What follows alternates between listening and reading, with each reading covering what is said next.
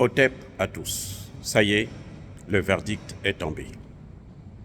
Les 46 mercenaires ivoiriens ont été condamnés par la justice malienne à 20 ans de prison. Les juges maliens ont fait montre de leur grandeur. Ils ont dit le droit.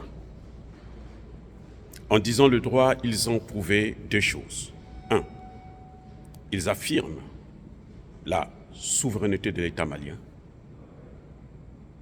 Deux, ils affirment l'indépendance de la justice malienne. Pourquoi je le dis? Vous avez vu qu'il y a eu beaucoup de pression, y compris celle des Nations Unies, en l'occurrence c'est du secrétaire général de l'Organisation des Nations Unies en personne, M. Guterres. Il y a eu les pressions de la CEDEAO. On a entendu le président en exercice de la CEDEAO, le président Embalo Sissoko. Ils ont fait des pressions. Il y a eu des pressions occidentales, des pressions de la France par l'intermédiaire de la ministre des Affaires étrangères, mais les juges n'ont pas tenu compte de ça. Les hommes politiques se sont assis, se sont rencontrés. Le ministre de la Défense ivoirienne est venu à Bamako tout récemment.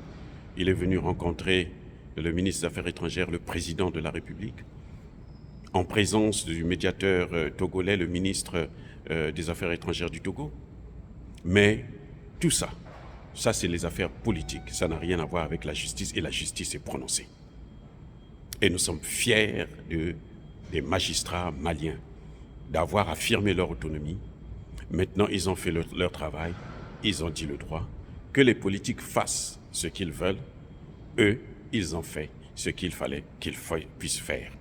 C'était rendre justice. Ils ont honoré non seulement le Mali, mais ils ont honoré l'Afrique tout entière. Parce que là, ça montre qu'en Afrique, on peut avoir des gens sérieux, des gens en qui on peut faire confiance, des gens qui sont d'une moralité exceptionnelle, des gens qui n'ont pas peur des représailles politiques, des gens incorruptibles.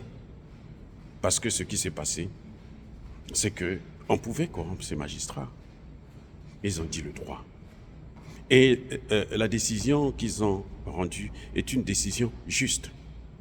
Puisque vous savez très bien que les mercenaires, même là, ils ont été très larges. Parce qu'ils pouvaient écoper d'une prison à vie ou d'une condamnation à mort. Mais ils ont été justes. Ils ont été humanistes en disant le droit. Et nous acclamons. Donc, ça peut se faire. C'est un message qui est lancé au Burkina Faso. C'est un message qui est lancé au Centrafrique. C'est un message qui est lancé en Guinée. C'est un message qui est lancé dans l'Afrique tout entière. Parce qu'il y a des gens qui pensent que, puisque la France a dit, puisque les Nations Unies ont dit, alors il faut faire ce qu'ils demandent. Les Nations Unies ni la France ne sont pas des modèles de la démocratie, puisqu'on le voit eux-mêmes jusqu'au président Macron, qui est lui-même impétré. Il est dans des problèmes, alors il traîne des casseroles jusqu'à la gorge. Alors la justice malienne, j'espère que vous allez continuer à rester autonome et rester droit.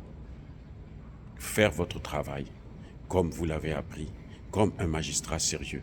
Et c'est ça qui nous manque, ou qui nous manquait, parce que c'est maintenant qu'on commence à découvrir qu'on a quand même des hommes et des femmes capables de dire le droit sans être influencés par les politiques ou par la communauté dite internationale, une communauté qui s'est autoproclamée.